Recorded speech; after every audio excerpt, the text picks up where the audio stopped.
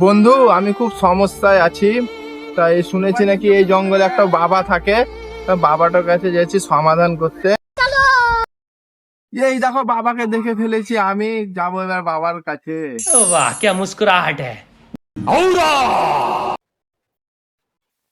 বাবা, হেড করা কে রে? আমি কি হয়েছে তোর? বাবা, আমি অনেক বড় সমস্যায় আছি।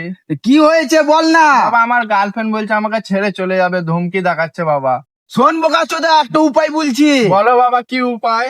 তোর গার্লফ্রেন্ডের কাছে কিছু টাকা ধার করে নিবি। বাবা, আমি কিছু বুঝতে পারলাম না তো তোমার ওরে বোকা কথা। চোদা, ভালো করে শুন, মাথায় কি গোবর ভরা আছে নাকি তোর? না বাবা, বলো বলো। বলছি তোর গার্লফ্রেন্ডের কাছে কিছু টাকা ধার করে নিবি, হ্যাঁ। তাই তোর গার্লফ্রেন্ড ছেড়ে পালাবে না।